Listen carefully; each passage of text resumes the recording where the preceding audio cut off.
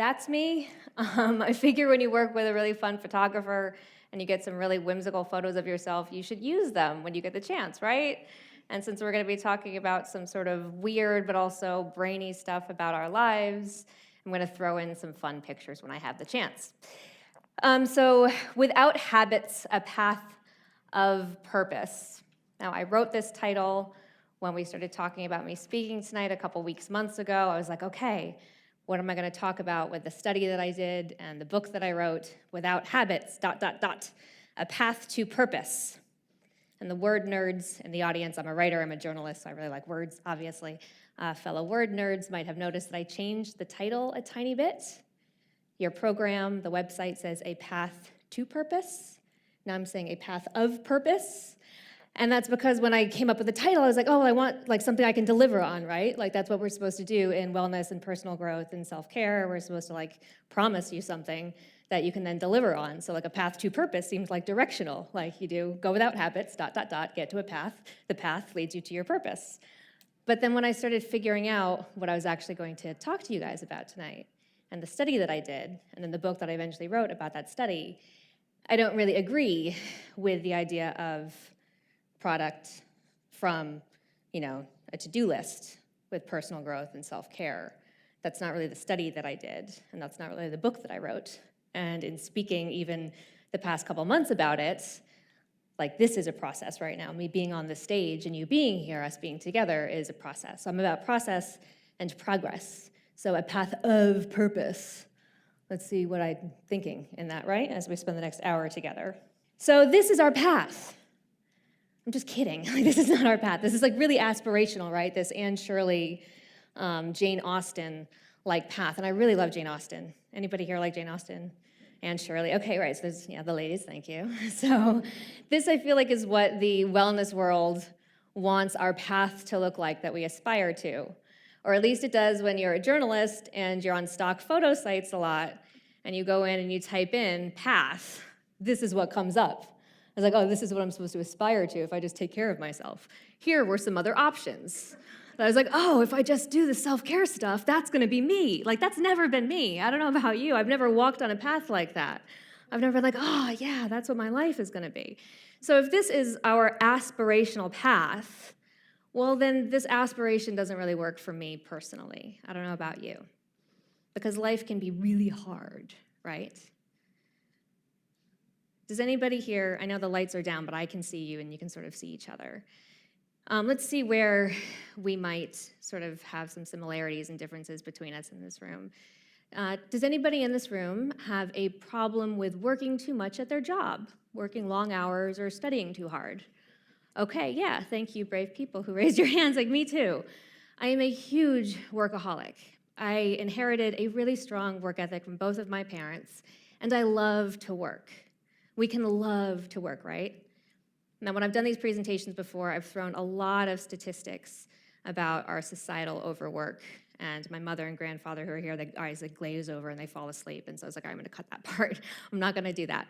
But I think we can all, many of us at least, can relate to this idea of overworking. Overworking sometimes to the detriment of our relationships, overworking to the detriment of our physical health, overworking to the detriment of just the things that make us happy. And sometimes, yes, this comes from the outside in, and sometimes we do this to ourselves because some of us really just love our jobs or just love being productive and contributing to society.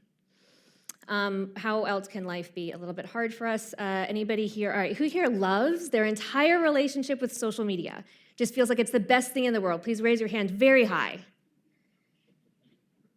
Okay, that's what I thought. I was hoping to get some guidance tonight, but evidently none of us feel totally cool with social media because whether we're using it for our personal pleasure and connecting with friends, or feel like we work a lot and we have to be a brand if we're not a business, like we have very conflicted feelings about social media often, whether we feel like we have to be on it and don't want to be, or whether we find ourselves constantly scrolling on social media and not realizing that we've been scrolling for 45 minutes or something like that. It can be very overwhelming.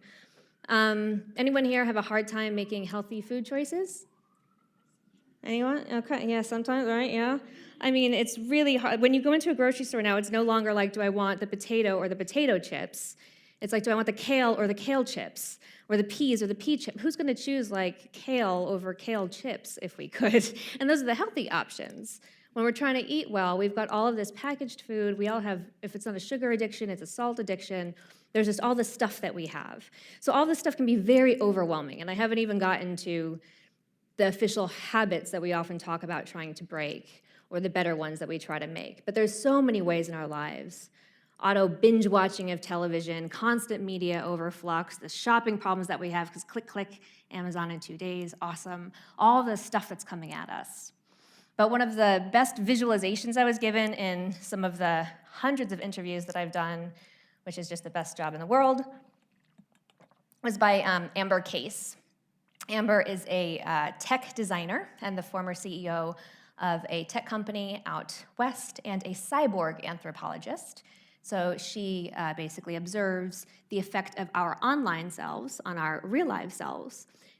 And when I was talking to her about this sort of overwhelm, she referred me to a TED Talk, and we were discussing that she did, one of the most watched TED Talks of all time. We are all cyborgs now. And we were talking about this overwhelm, and she described it wonderfully, like this I Love Lucy episode. I don't know if anybody's familiar, where Lucy and Ethel are in the candy factory. And they're in this candy factory, and all this candy is coming down the conveyor belt at them, and their job is to unwrap the candy before it goes into the next room. And so the candy's coming down, and they're like, oh, they're fine. They're just unwrapping the candy, and everything's happy. And then all of a sudden, the candy starts coming faster. Okay, and they're getting a little bit frantic, and then it's coming faster, and so they start shoving a little bit of candy down their uniform, and then the candy starts going into their bonnets, and they're shoving food candy in their mouths, and then all of a sudden, they look like this. And she said, this is us. This is what happens to us with all this stuff coming at us, that our lives now are architected by panic. We live in a period of panic architecture. So what does this have to do with habits, and why am I here talking about it? So I'm an interviewer and a journalist. I love just sort of getting an idea, being presented an idea by a client, by somebody who wants me to write about them. And if it sparks my interest, I do a lot of research. And then I start interviewing. I start asking questions. And when you ask a lot of questions, the whole world can open up, and then I get to share what I learn. It's fascinating. So I do that for magazines, I do that for websites, and I do that for podcasts. For 2 years, I was the producer and co-host of a podcast called Love Bites Radio, which was interview-based. And I'm currently working on a new one that will be interview-based, that will be launched in fall, early winter. Very, very exciting. So in interviewing people, I often ask about the why behind what they do, why we do what we do, why and how we love, what makes our tails wag. And I started observing over the years this sort of rising overwhelm in people that I talk to. And so along those lines, I'm interviewing people who are in not specifically the wellness self-care world, but people who are trying to better the world. So whether it's a chef trying to help people with more intuitive eating, or whether it's authors with forms of self-care books, self-help books, a lot of business CEOs trying to help other people with their businesses. It seemed that a lot of the stuff that we're supposed to do for self-betterment is sort of just adding stuff onto the conveyor belt. Like, we're really busy people often. And so when we're trying to better our lives, when we're trying to move ourselves forward, sometimes it just feels like, oh, it's another diet that I need to do. It's somebody else's, productive habits. The most highly productive habits of the most powerful people, or whatever variation of that title. And that can be in itself another period of overwhelm. So what do I mean by habit when I propose, well, what if we just take out one habit that's not serving us well, instead of try to flip the narrative and add a new one on? What do I mean by habit? I'm going to break it down into something, hopefully, that we can all relate to. So change the path. Let's talk about the staircase. So let's think about the idea of just going down a flight of stairs. And for those of us who cannot easily go down a flight of stairs because of disability or illness or injury, if you can just change the image a little bit, maybe think about using a mobility aid, a wheelchair to go down a hallway, a cane, or whatever you need just to sort of get from one place that you routinely go to another, or if you are most often in bed, even the idea of just lifting a glass up to your mouth, just something that you do over and over, a repeated physical motion. So when I talk about habit in the brain, from what I learned about habit in the brain, when I wake up in the morning, when we wake up in the morning, so let's just say we throw on a robe, throw on a sweatshirt, go to the bathroom, get to the top of the stairs. I want to go down the stairs because at the bottom of the stairs are the children who need to be fed, or the coffee that we want to be made, or the animal that needs to be let out. So we just need to get to the bottom of the stairs. Now, when we get to the top of the stairs, do we conscientiously think, okay, now I have to extend my left arm and open up my left fingers to grip the railing while I simultaneously shift the weight of my body onto my right leg, starting to bend my right knee, rolling my weight onto my right hip, lifting my left leg at the same time with the heel of my foot, the ball of my foot, lifting my leg up into the air, moving it forward, I don't know, is that 12 inches, whatever that is, pressing my heel down. Now I'm shifting the weight from one to the other. Now, this is really hard to say as I'm doing it, but you get the idea. Like, we don't have to think through everything we're doing while we're doing to go down the stairs, right? Right? Yeah? Okay, you're with me? Great. We just walk down the stairs. Most of the time, multitasking. Most of the time, yelling at the dog, or trying not to trip over my dog because she's tiny, or calling to our kids, or carrying a kid, or carrying laundry, or scrolling on our phone. We're doing something else at the same time. And we can do that because of these wonderful brains that we have. That walking down the stairs, which I'm calling our habit here, our routine, is performed by a part of the brain primarily called the basal ganglia in the temporal lobe. And that's responsible for memory and motor control and things like that, versus other parts of the brain where we are learning new information and taking and processing new information. This is an oversimplification, obviously, but think about the idea of taking in, sound. So you're taking in sound, and it's going, from your ears into this auditory pathway that we have. So first, it's like, oh, is that a person, an animal, a machine? All right, it's a person. Is it somebody I know or I don't know? Is it a male or female? Okay, I'm in conversation with someone. So I'm processing these thoughts as they are coming forward and forward, mixing with other things, mixing with things coming in through my eyes. I'm seeing facial expression and body language, which hopefully if we are actively paying attention like you all are right now, all of these things are coming into your brain. They're meeting up here in the frontal lobe. We're formulating thoughts and opinions. That is active thought when we are actively paying attention, versus what's happening in the basal ganglia and the temporal lobe, where we can just walk down the steps. Active and passive, not passive, but inactive thought at the same time. So it sort of looks like this in this simplified Crayola version.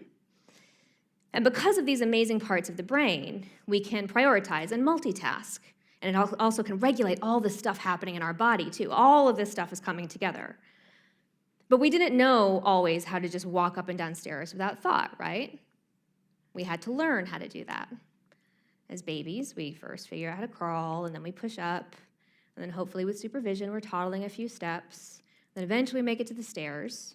And because of all of these different areas in our brain actively working together, knowing right from left, body orientation, understanding language if somebody's helping us sort of learn how to guiding us up and down the stairs, problem solving, balance, coordination of voluntary movement, things like that. We're learning how to go up and down the stairs. We're doing this by routine, and eventually these things become habit and memory. So it takes a long time. It can take months and years to learn for our brain to make something into a habit, to make these patterns for us. But researchers have recently learned, well, not recently, a couple decades have learned, that our brain is so good at actually turning routine into habit that it's doing it for us when we're not aware and when we're not trying to make habit.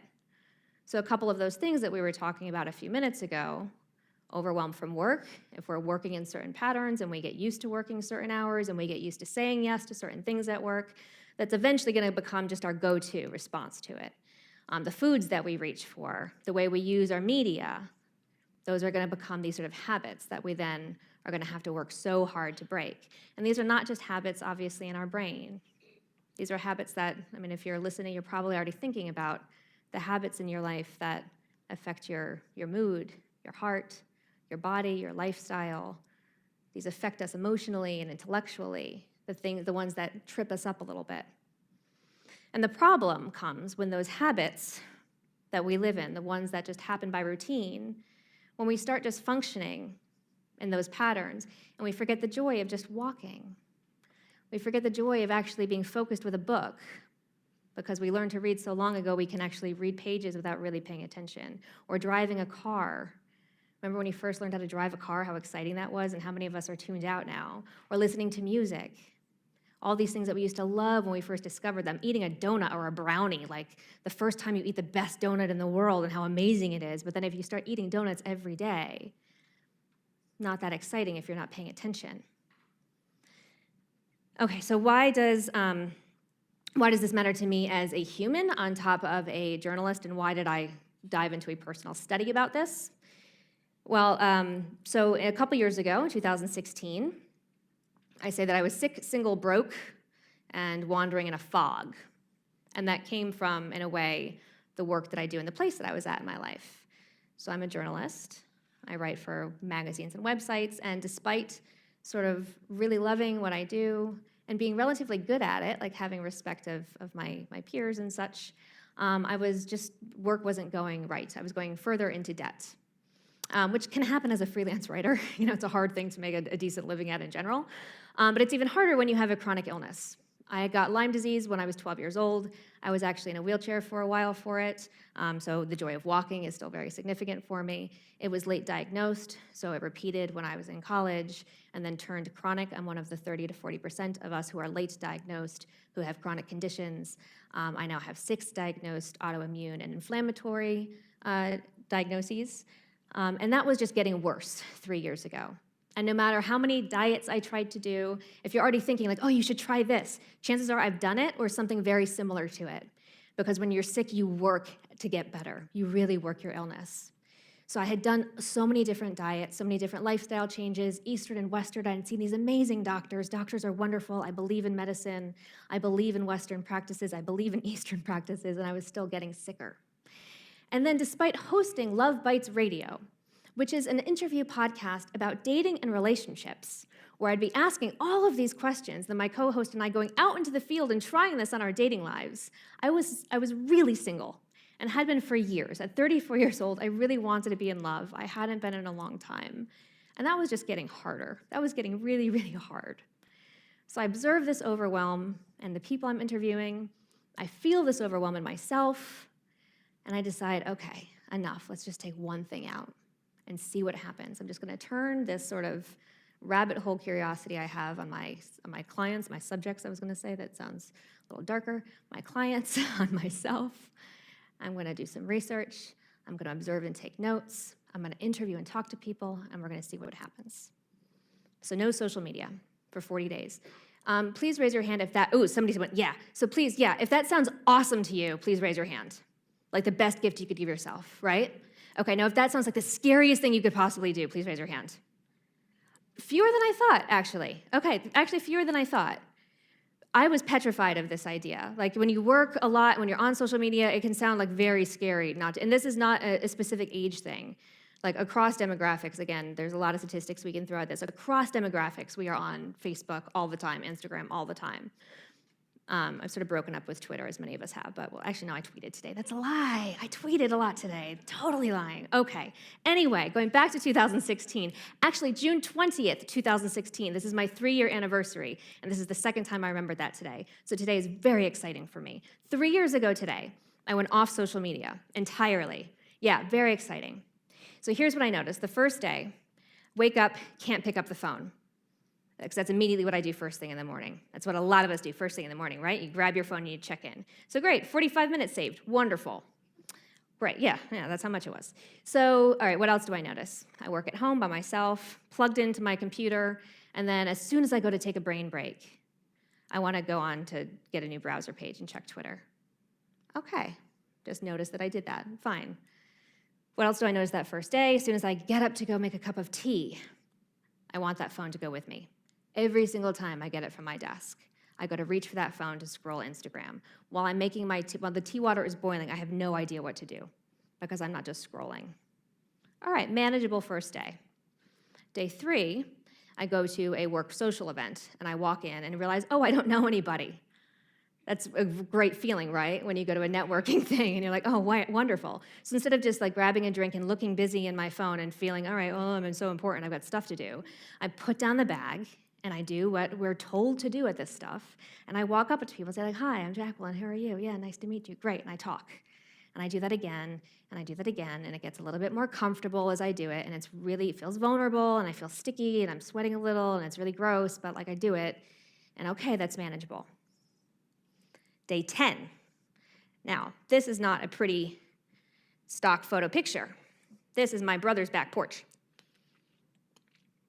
My brother and his girlfriend own a home on this beautiful little house in the East Norwalk, South Norwalk border. And every summer, I watch it for a weekend or two. Whenever they go away, I watch their dog. They have a big dog, I have a little dog, so I watch their dog. So 10 days into this study, here's what I'm learning about my social media habit without. It's a beautiful, let me paint a picture for you, because it is a very different day than we're experiencing today. It is a perfect early summer day in Connecticut. There's no humidity. There's not a cloud in the sky. It is the most beautiful, it's like 78 degrees, and it's dry, and the sky is blue. It's a Friday afternoon, and I'm outside in the yard with the dogs, and the grass is green, and you can't really see it, but you see there's like flowers tumbling out of planters, and beyond this photo, there's a yard, so I'm sitting on the deck looking the other way, and the dogs are lolling in the grass, and it's just gorgeous. It is picture perfect, like I can smell barbecue from other yards, and I can hear people, and I'm sitting there, and I've got a glass of wine, and my feet are up, and it's just, God, it's beautiful. So I'm sitting there, and then I realize, okay, no reason to pick up the phone. What do I do? It's Friday afternoon. I have no plans Friday night. I have no plans on Saturday. I have no plans on Saturday night. I have no plans on Sunday. I have no plans on Sunday night. Nobody is going to be calling me to check in. I'm not responsible for anyone. What do I do? Now, to the parents in this audience, I understand what I just described might be like the pot of gold at the end of the rainbow. And to those of you in school that have nothing but studying to do, I get the idea of having no responsibilities. Sounds amazing. But I ask you to stick with me, because 34 years old, sick, single, and broke, and someone who is a freelance writer and a sick person, I spend about 75% of my time alone. I'm rarely in rooms with this many people. Socialization is a big deal to me. And so at that time, 3 years ago, not being able to go in my phone and take a beautiful photo of the scene in front of me and share it on Instagram and have people tell me, oh my God, you're having such a beautiful day. Or go on Twitter, yeah, right? You like to get that back.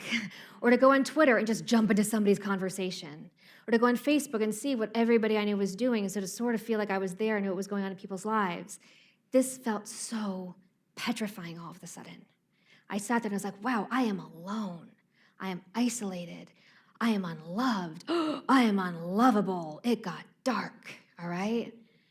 So here is what's happening when we talk about habit in this moment. I'm going to break out of the darkness for a second. In the 1990s, a group of MIT researchers, led by Anne Griebel, came up with what we now commonly refer to as the habit loop.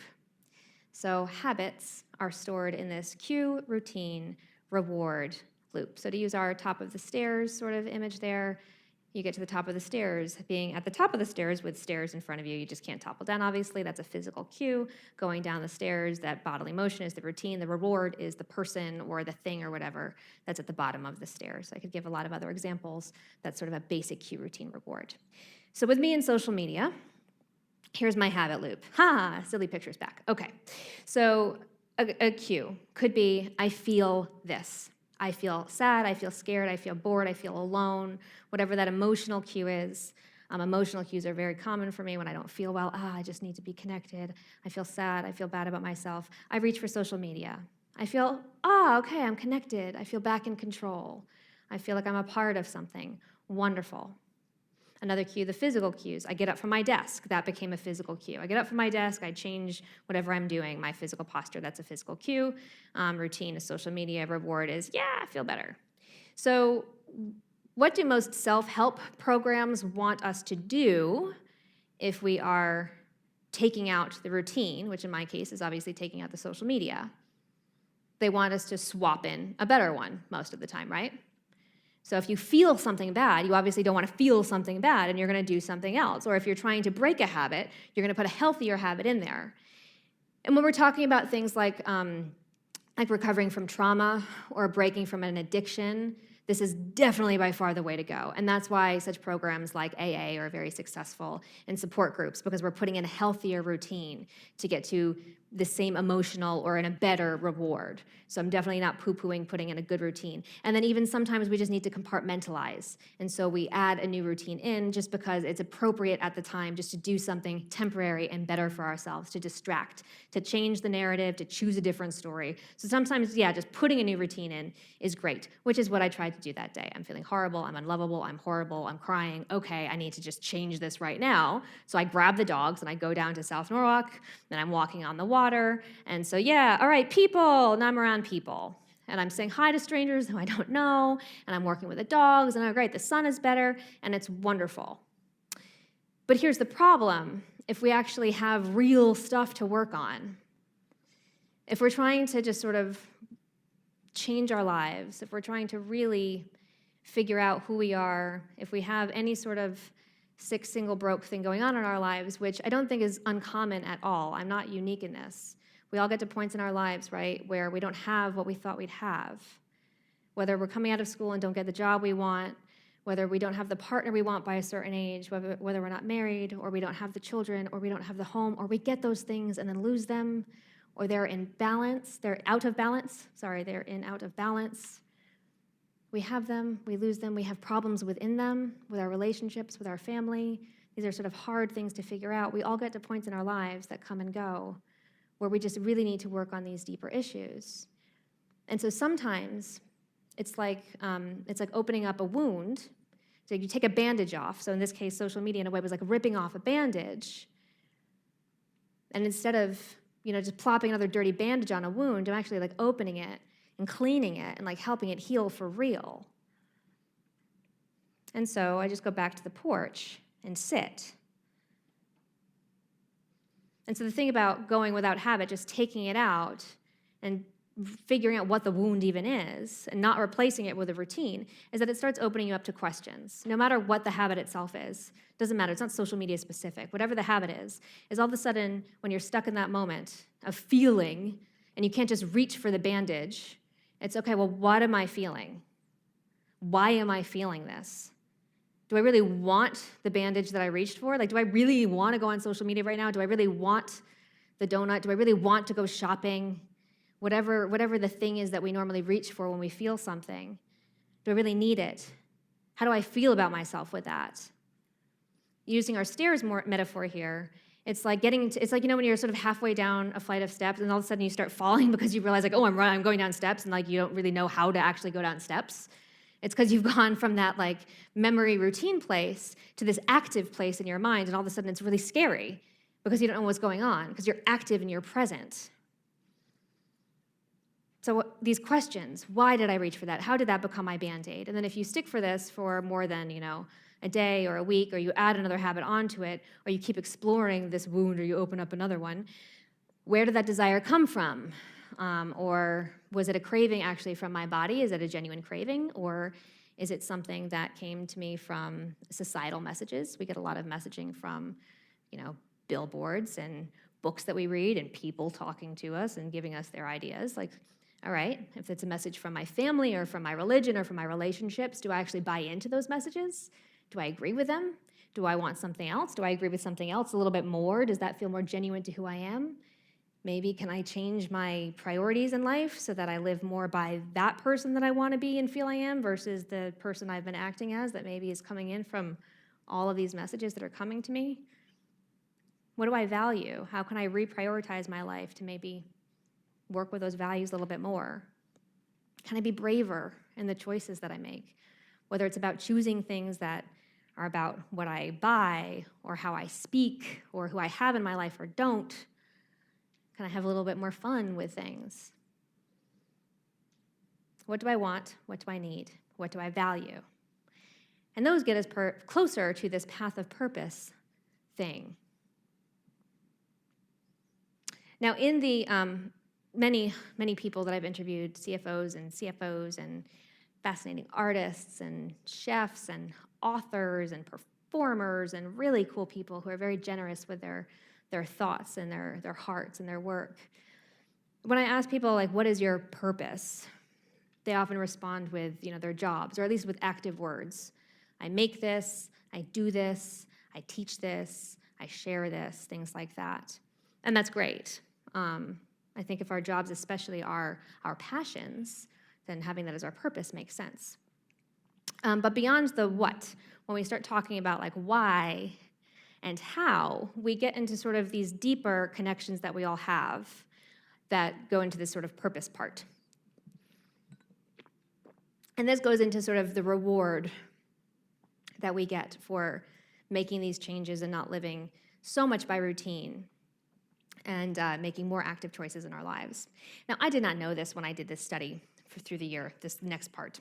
I did not even know this a lot of the times when I was interviewing people about it, but it seemed quite fitting that I think a lot of the things that we share can be broken down into what psychologists now, for a long time, many of them referred to as these 4 psychological need groups. Things that, whether we think we are reaching for something for a more superficial purpose, we actually have this drive within us for these, I think there's like 11 needs, but they've sort of put them into 4 need groups.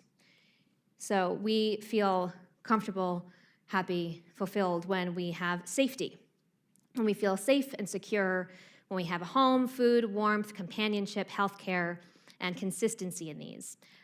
If you want to learn more about all of these, I took this from Tim Kasser's The High Price of Materialism, one of the most fascinating books I researched for my project, for my study.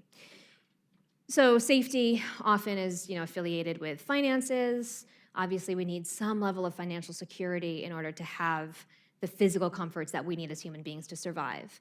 So a home, food, warmth, and we know that we're going to have them tomorrow too. Competency and self-esteem. We feel skilled enough to do the task in front of us or are engaged in the learning of it. And this to me is an incredibly fun one, because how many of us have been told, oh, you're good at this, and so that's the thing you do, and you actually don't maybe get excited to learn other things, because learning things is hard. So if we can actually be, good at the stuff that we love to do, but also be excited and curious to learn more and to try new things and to not feel like, oh, well, I have to learn how to do this craft so quickly so that I can be awesome on Instagram, but actually enjoy the process of learning something, So competency and self-esteem, that we enjoy and feel good about ourselves just for engaging in the work that we're doing. Connectedness. We need to feel a part of a community and connected to our partners and ourselves. So a lot of things obviously threaten this nowadays. Social media, our inactive work environments, a lot of us are working more remotely. The delivery culture versus dining in restaurants. And this is not about introversion versus extroversion. Introverts can be just as socially connected as extroverts. This is about social isolation. So thank you for coming tonight. Coming out together into a space is a really, really wonderful thing. So thank you to this festival. Thank you for being here. And autonomy and authenticity. We choose for ourselves and live as who we want to be. And this can be a really hard one because we are born in these bodies and we don't get a choice about them. We don't get a choice about some of the things that, as we move through the world, other people, other groups tell us that is not right or that is hard. We cannot just change our scenario sometimes because of the little things the pods that we live and move around in. We can be part of the change for things. We can express ourselves in certain ways. We cannot be held back sometimes by the limitations of them. But we all don't just have, the same snow globe. I don't know why I said snow globe, but you get what I mean. We all just don't have quite the autonomy that we could have if, we all had the same sort of cases that we walk around in. But when it comes to habit, I love this one. Because despite these things that we live in, and despite not getting the job, or not having the partner, or not getting the house, or not having the children, or those things coming and going, we often feel like we don't have choices. And especially being in the chronic illness community a lot, I feel like a lot of us really inside of these bodies that hurt us feel like, well, I don't have a choice in what I do or how I think or how I feel. I can't push this needle forward. And I know other people and other groups with restrictions and limitations, and people who don't, we often feel like we don't have a choice. And taking out the habit, taking out that routine, and finding yourself constantly throughout the day, stopped in those moments where you reach for that thing, makes you realize how many choices in a day we actually have, where we could do one thing, but we do another. So why do we feel like we don't have choices? Why do we feel like all of this stuff is just coming in and it's part of the way things are? My favorite image for this also comes from the I Love Lucy woman, Amber Case. She's great with these things. So I asked her flat out, I was like, well, why do we feel like this the way the world is? Why do we get to the I have to be on social media, right? I can't quit social media. I'm a writer and a podcaster. People have to know about the work that I do. I can't just get rid of it. Why? And then I'm like, wait, how did I get that way? Of course I can quit if I want. I can do what I want. I can quit social media. I was like, how did I get this way? And she was like, oh, well, norms in anthropology. I was like, what do you mean? And she said, we are the frog in the pot of water, slowly realizing it's coming to a boil. That is the world around us. We grow up in these societies, time changes and things happen, and all of a sudden this is the way the world is, and we're just part of it. And so I thought about that for a long time, even up till today. I wrote about that in the book, and even then my ideas of it have sort of changed. Because we're not the frog, I decided. If we were the frog, right? We're not the frog, because the frog is just in the water, and it could jump from the pot, but we're making the soup around us too. If we were the frog, then we'd be jumping out of the pot and cutting celery and carrots and onions and bringing them back into the pot and making the soup, because now I'm making this a soup. We have part of it. We'd be adjusting the flame, because me being on social media is making a world where we have to be on social media. Me eating, me buying the things in the store is contributing, all of us doing that is making the soup together. So if we're gonna stick with this, we could be the frogs who jump from the pot, but then we can also turn down the flame for the other frogs in the pot, right? So in those little moments of, I can't reach for the thing, I have a choice, we can make sometimes the hard but better choice. That just means being attentive to all the little moments that we have, and then making those choices based on the wants and the needs and the values that we discover. Things that leading to those deeper, deeper, deeper rewards. So what does this feel like once you've gone through, I will be honest, months of, ow, what is this feeling? Ow, this hurts, exposing these wounds. So originally, for tonight, I had lots of examples from things that I did through the year. And these are things that I write about sort of in the book. I go through specific habits: social media, sugar, shopping, negative thought, holiday gifting, lots of different things. And I do research around society, why we've gotten this way, our economic hedonic treadmill, dopamine in the brain. Lots, if we're addicted or not addicted. So there's a lot of that kind of study around what I did for myself and this study. I interview a lot of wonderful people. And then I've talked to people since then who have started taking their own habits out and having their own results. But I don't necessarily want to share those with you, because this is really a self-help thing. What happens to me and to the people who've done this is not necessarily going to happen to anybody else. But I will say that aside from these specific things that can happen for us, once we've done this really weird work of figuring out, what do I want? What do I need? Who am I? Why do I feel this way? What do I believe? Can I prioritize and make healthier choices? And then we start doing the work of making those choices over and over, sometimes failing once, failing twice. You want to make the call to a person. And most of the time we don't make the call that I'm going to call that person, and I don't call that person. And then time goes by, and that friendship phrase, you don't see that relative, that person passes away, or you have to have a hard conversation with someone and you really don't want to have it. Once you start recognizing, my relationships, I'm a lonely person, I'm disconnected, my relationships really mean a lot to me, so I've got to work on them. You can't just stop after that first phone call if it doesn't go right? You have to keep on trying. You have to keep on trying different tactics to figure out how I get to these things that mean so much more. Even if you don't know what they are, here what they are. Those questions help you figure out what's missing. So sometimes now, once you've sort of done that work, you get a cue for something, and you might reach for a healthier routine, because those happen as you're getting rid of the bad ones. If you stop watching TV for a while, You fall back in love with reading books, maybe, or going for nature walks, or going to the gym just because you realize, oh God, I love doing that, and I was wasting a lot of time, with Netflix asking me if I'm still there, which it does to me a lot because I really love television. Are you still there? Like, yeah, don't judge me, I'm still here. But if you take that out for a while, which by the way, I failed doing twice, taking out television. If you take out television for a while and you rediscover other things, then yeah, sometimes you're naturally going to reach for those things that you love rather than going to watch television. But aside from that, if you get any sort of cue or just pause in your day where you have a choice to make, you just start asking yourself, well, what do I need right now? How can I make the best out of this situation? What do I need? What do I want to do right now? And you can sort of weigh out short-term satisfactions, which might be watching television or eating the donut or going on social media if that feels good in that moment.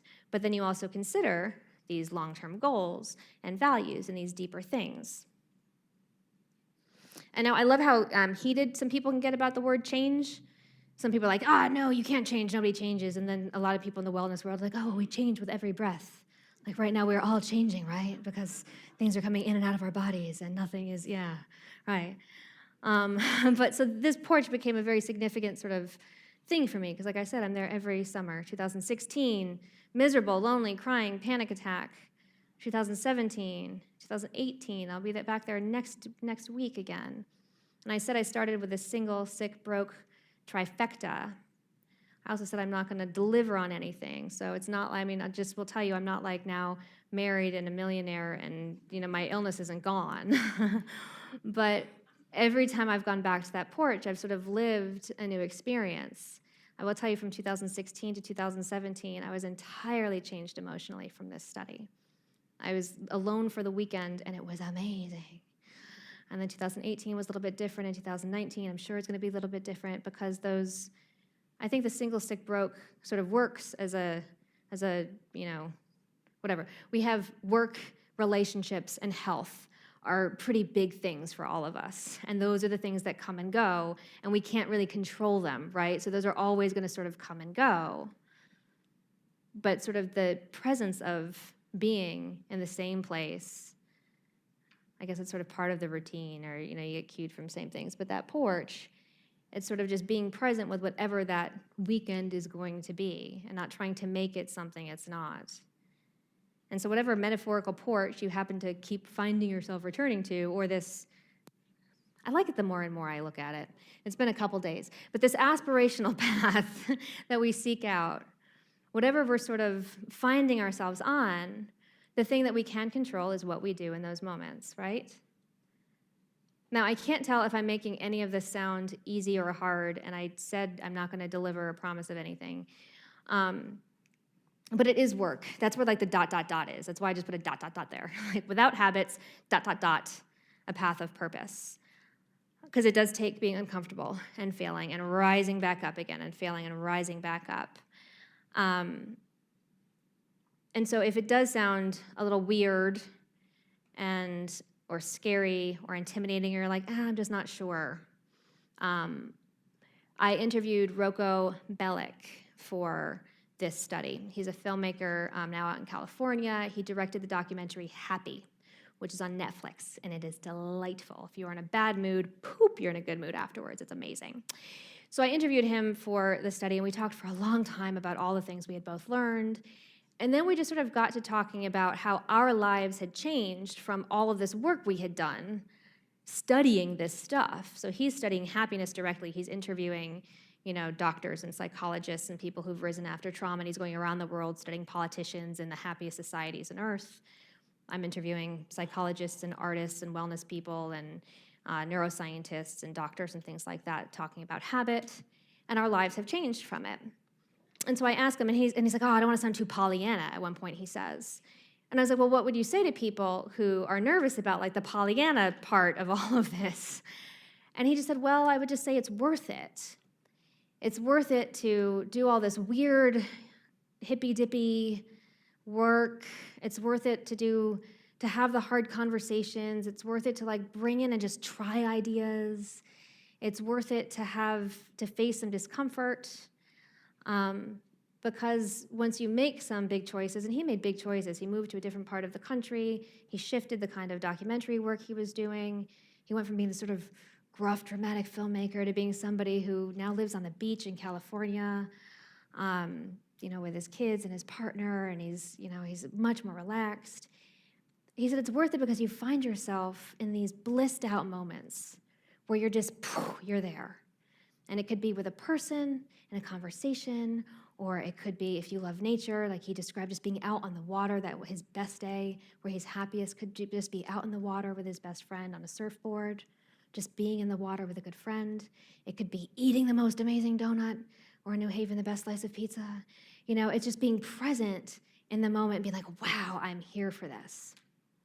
And if that still sounds a little bit weird and hippy-dippy and intimidating for you, I'll leave you with one other bit of advice I was given for this project by Rebecca West. She is a designer out in Portland with the firm Happy Starts at Home. So she talks about her book of the same name, talks about almost like the psychology behind interior design and how we can actually build spaces that nurture whatever we want at home. And so I sort of asked her the same thing, because she talks very much about being confident in our space and how we dress and how we present and making that unique to ourselves. And so I sort of asked her the same thing, and she's like, well, just take one little tiny action step. It can be as simple as taking the garbage to the end of the street and then just recognizing you did that and congratulating yourself for that. Just one tiny little action step. And then you take another, then you clear out something else, and you congratulate yourself for that. And then you do one thing and you congratulate yourself for that. And you get excited. You get excited about things again. And then after all these tiny little action steps, all of a sudden you find yourself on a hamster wheel of joy.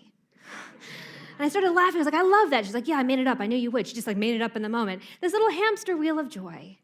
That if we just take one little action step and then another, we find ourselves on a hamster wheel of joy. And so the path of purpose is just living in these little moments of value and of pain and of sticky conversations in this muck of a world that we live in, and of joy. So choosing is the purpose. Because we're already on our path, right? We all get one path, and we're already on it. Okay, that's what I got. Thank you very much.